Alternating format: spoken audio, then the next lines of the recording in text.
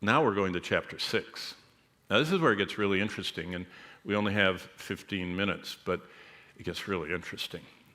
Because everything that you're going to see in Revelation 6, 7, 8, 9, 10, 11, 12, 13, 14, 15, 16, 17, and 18, culminating in 19, Jesus said you would start seeing it around you. Because what's happening in Revelation is just all the normal stuff we have on earth, like famines and floods. What are we having right now in the Appalachian area? Generational floods in America. We've always had floods. They're having a bigger one right now, and it's horrible. But all those little things, dust storms, locust plagues, pollution, hot days, scarcity of water, whatever, all the things that have always been, God allows all of them at the same time to start escalating. And he said, you will know, we'll cover this Monday or Tuesday. Jesus said, the generation that sees all the things I said are going to be happening when I return, the generation, the group that lives for that time period, that sees not some, not most, but all the things that I have said, that generation will not pass away until I return. See, that was his answer to the disciples. They said to him, how do we know when you're coming back? He said, you can know. The generation that lives, here, I'll just tell you one. Do you know what Jesus said? The final generation will be characterized by the ability to kill everybody on earth. How did people kill people on earth up until 1945? Well, they shot a bullet, or they dropped a bomb and you had to be in range of the bomb. Before that, they shot arrows and you had to be within range of the arrows. They threw spears, or they threw rocks. You know what I mean? Or they galloped on a horse and got you with their weapon. But while you were getting one person with an arrow, a rock, or a spear, the rest were running that way. You never could get them all. That's why people have survived all the wars until 1945, when they dropped on August 6th, the first thermonuclear explosion, the first atomic bomb. And it became hotter than the sun's surface, and it just melted and vaporized people, even the ones that were hiding underground, because it got them. And that was just the first millisecond. After that, the concussive, the way the air sucked out, it just suffocated all the rest that were hiding in non-pressurized, 100, 200 feet below the ground. It's unbelievable. We finally got in 1945 the beginning of what Jesus talked about, he said, if I don't return, everyone will be killed, because earth will be so bad, they'll have what we call today, we've given it a polite name, WMDs, weapons of mass destruction. But we'll cover all that Tuesday. So lost humanity believes in evolution and denies biblical creationism. So chapter 6 is when the Creator shows them his power.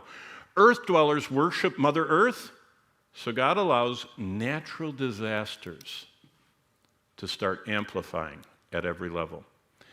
And that's where the scroll comes. So first seal, and we'll just go through them. And when the Lamb opened one of the seals, I heard, notice this unbroken event. Now I saw, and when I looked, verse 2, boom. And then when he opened the second seal, boom. And when he opened the third seal, boom. And when he opened the fourth seal, boom. This is a shooting script. This is like a movie. You're reading, and it's happening one after another. This is really amazing to see how God does it. And what he does is he allows the unleashing of his plan, the white horse. Notice a crown was given to him, and he went out and he conquered. But he who sat on it had a bow. He doesn't even have arrows. How does he conquer the whole world without shooting any arrows? This is what was promised all the way through the Old Testament, all the way through Paul's epistles. Finally, we're going to have the Jesus everybody wanted instead of the one God sent. Nobody wanted him. The whole world rejected him. This guy is going to give everybody what they want. The Antichrist is going to be the single most indwelt by Satan person ever. Satan is the most powerful and smartest creature God ever made, and that person is going to get all of that inside of him. You know what I think they're going to do? They're probably going to solve all the problems. They're certainly going to solve the Arab-Israeli problem, the Islam versus Israel problem. They're going to solve that. They're going to solve probably everything. Probably the plagues, everything. I mean, Satan is very smart. But we'll cover that when we get to chapter 13. And then the second seal, as soon as the whole world is following this leader, then war breaks out. And then the third seal, the black horse, famine breaks out. But the one that really gets me is the next horse, the fourth horse. It's the pale horse. In Greek, this is an interesting word, chloros. Kind of sounds like the English word what? Chlorine. You know, that they put in pools, you know. It's chlorine is the gas they used in World War I that is so deadly. It's part of salt, you know, NaCl, there's the chlorine part. But it's a pale green horse, chloros. That's the color of chlorine gas. And if you ever saw it in World War II, you were dead because it was coming your way, and it's so deadly. But this pale horse, the horse of death, because he who sat on it was death, and Hades followed him, and power was given them over a fourth. How many people live right now on earth? About 8 billion. 2 billion people die in this time period at the launch of the tribulation. Unbelievable. How are they killed? Well, the sword, that's the warfare. Hunger, that's the black horse. Death, and by the beasts of the earth? What is that? Lions? The alligators all come out of the alligator pond, right? Right? No. Do you know what? How much time we have? Anton van Leeuwenhoek, who lived in the Netherlands, was a scientist. He was actually an optician. He was making eyeglasses, and one day on his coffee break or whatever, he took 2 eyeglass parts and went like this, and he went, oh.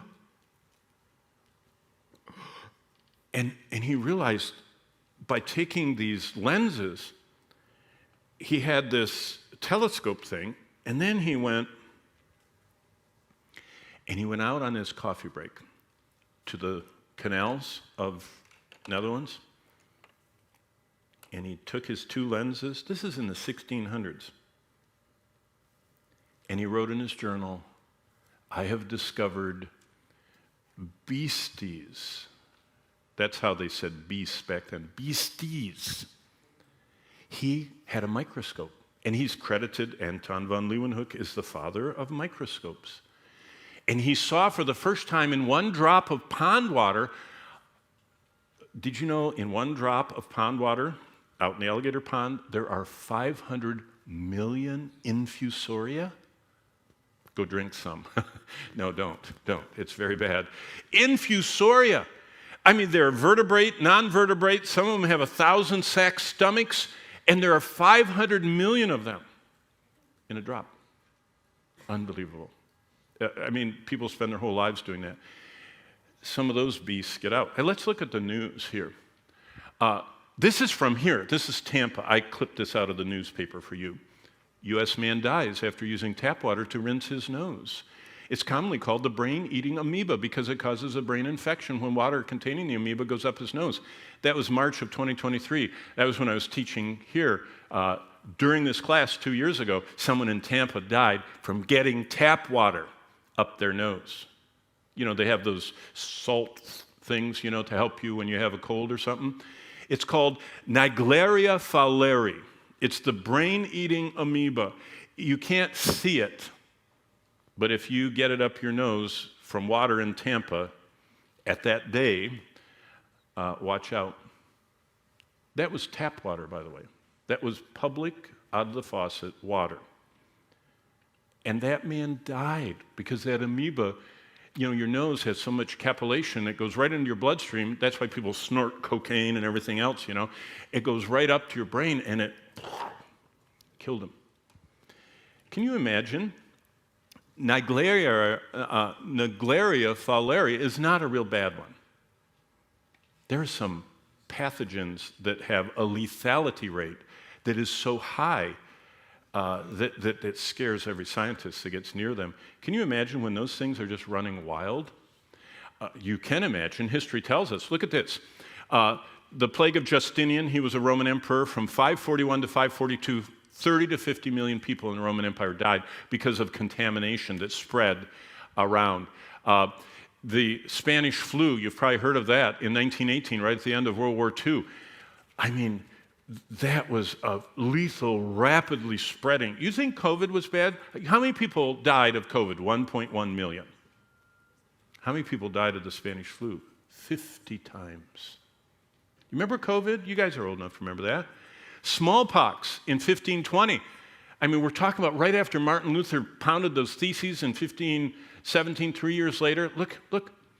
Smallpox killed 56 million. And then 1347 to 1351, the Black Death swept. The outbreak wiped out 30 to 50% of Europe's population. It took more than 200 years for the continent's population to come back up. And this is going to be dwarfed 10 times worse in the tribulation launch. Wow.